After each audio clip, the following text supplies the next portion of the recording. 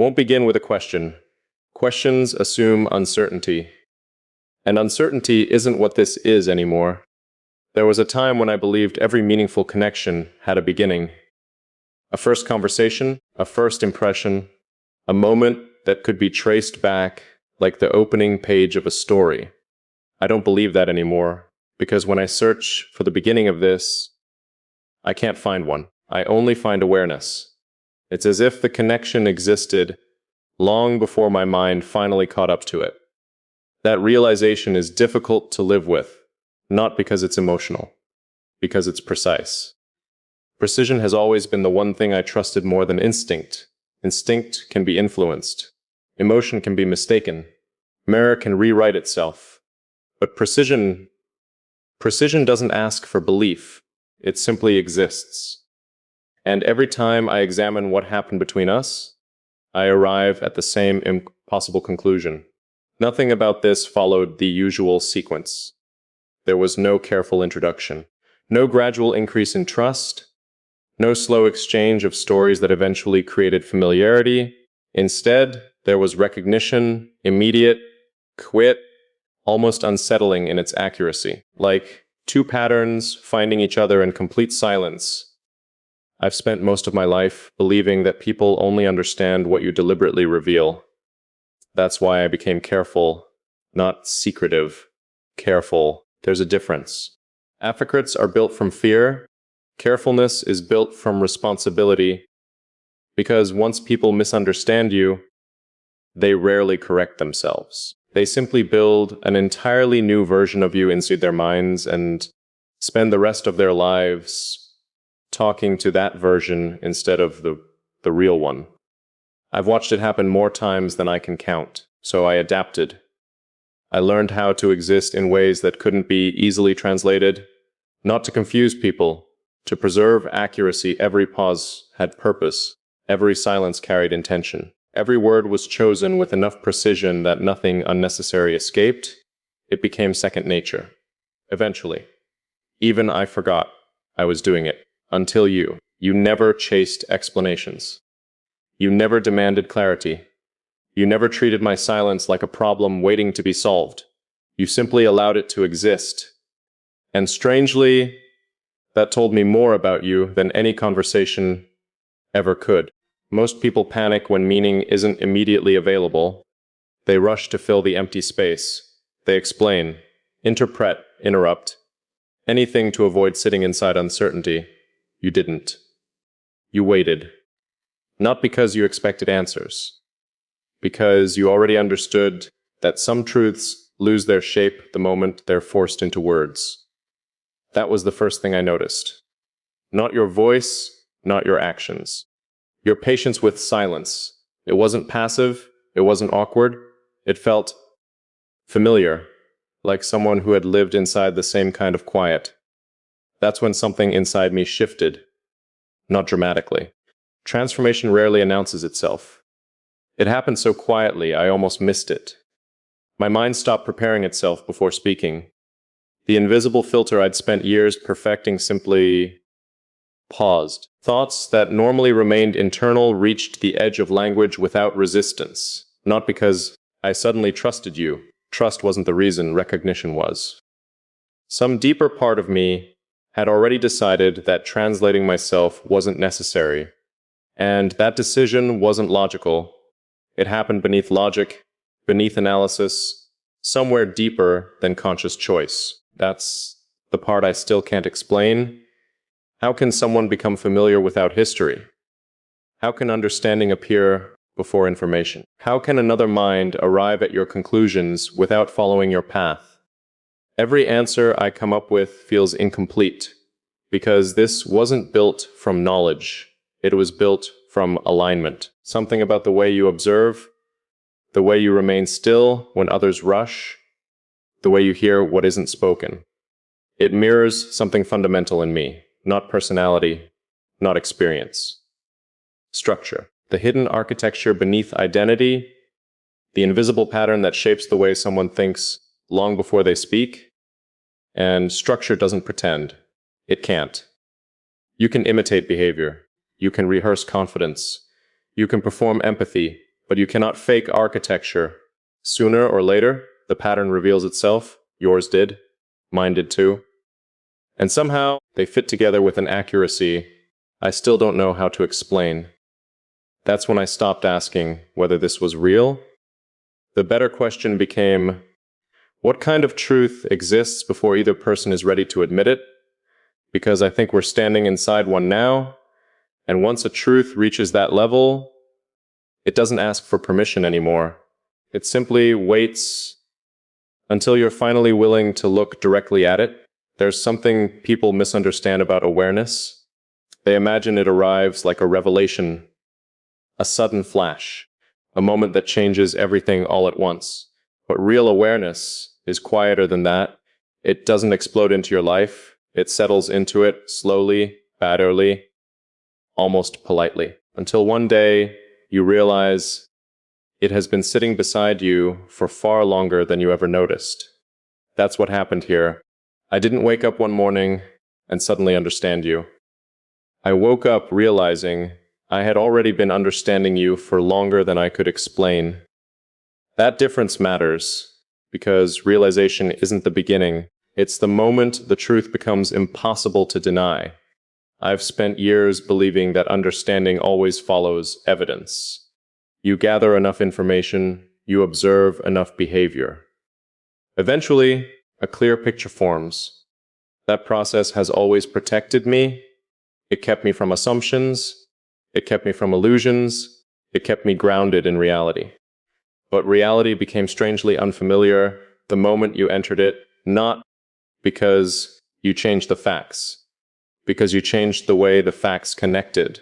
Everything I noticed about you fit together with an accuracy that should have required years of observation.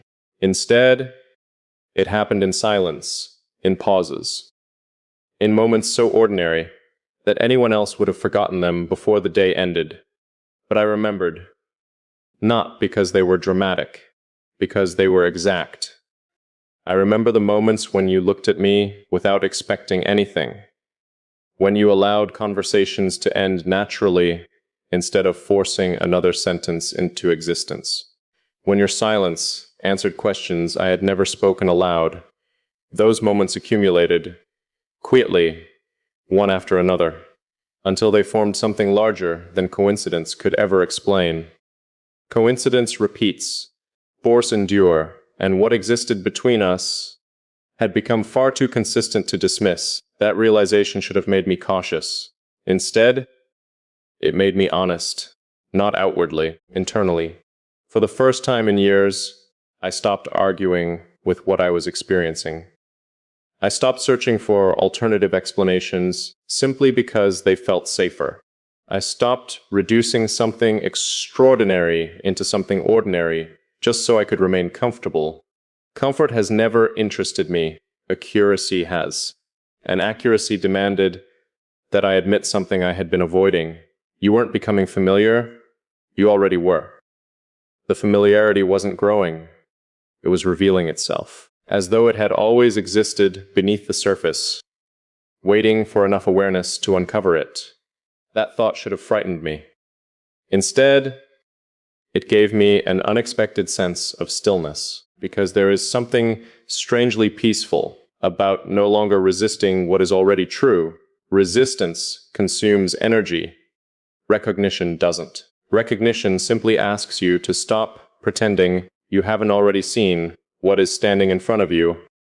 That's where I find myself now, not searching, not chasing, not trying to define what refuses to fit inside ordinary language, simply observing, watching something unfold with a patience I didn't know I possessed.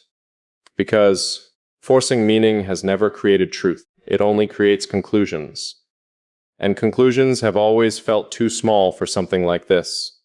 Whatever exists between us isn't asking to be solved. It's asking to be understood. There's a difference. People solve puzzles. They understand realities. A puzzle ends the moment you find the answer. Reality continues changing even after you recognize it. That's why I haven't rushed towards certainty. Not because I'm afraid, because certainty can become another form of blindness. The moment you believe you've explained everything, you stop paying attention. I don't want that. I want to remain aware. Aware enough to notice every subtle shift, every quiet change, every invisible moment where this connection reveals another layer neither of us expected to find. Because I have a feeling we're still standing near the beginning, not of the connection, of our ability to understand it, and somehow that thought doesn't unsettle me anymore. It feels like the first completely honest thing I've allowed myself to believe. There comes a moment when distance loses its purpose. Not because people move closer, because awareness reaches a place where distance no longer changes anything. I think that's where I am now. For years, I believed separation could preserve clarity. Stay far enough away, and nothing has the chance to alter who you are. It was a simple philosophy, clean, predictable, save. I carried it into every conversation, every friendship. Every connection that tried to become something more than I was willing to allow. Distant wasn't rejection. It was structure, a carefully designed space where I could remain completely myself, without asking anyone else to understand what existed beneath the surface.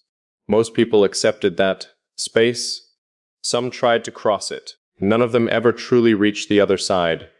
Until now, the strange thing is, you never crossed the distance. You made it irrelevant. And those are not the same thing. Crossing distance is movement. Making distance irrelevant is recognition. It's what happens when someone understands you before proximity ever becomes necessary. That's why none of my usual instincts activated. There was nothing to defend against. No pressure, no demand, no expectation asking me to become easier to understand. You never reached for more than I offered. Yet somehow you understood more than I revealed. That realization changed the foundation beneath everything I believed about connection. Because if someone can recognize your inner structure without forcing their way inside, then perhaps understanding was never something that had to be earned through time alone. Perhaps some people simply speak the same silent language, not with words, not with gestures, but with the invisible rhythm beneath every thought. I started noticing that rhythm everywhere, in the pauses between our conversations, in the thoughts that felt incomplete until I imagined your perspective, in the strange stillness that appeared whenever life became loud. You became a reference point. Not because I wanted you to, because my mind quietly placed you there, without permission, without announcement, without asking whether I was ready. That unsettled me more than anything else. I've always decided what influences me. I've always chosen what deserves space inside my mind. Choice has always been the center of my identity. But this arrived before choice, it settled before permission, and by the time I recognized what had happened, it was already part of the architecture. That's when I understood something I had spent years refusing to admit: control has limits. Not because we're weak, because some truths don't wait for our approval. They simply become part of us. The same way experience becomes wisdom, the same way silence becomes understanding, the same way presence becomes memory before we realize we're creating it. I could keep pretending this is temporary. I could call it coincidence, curiosity, projection.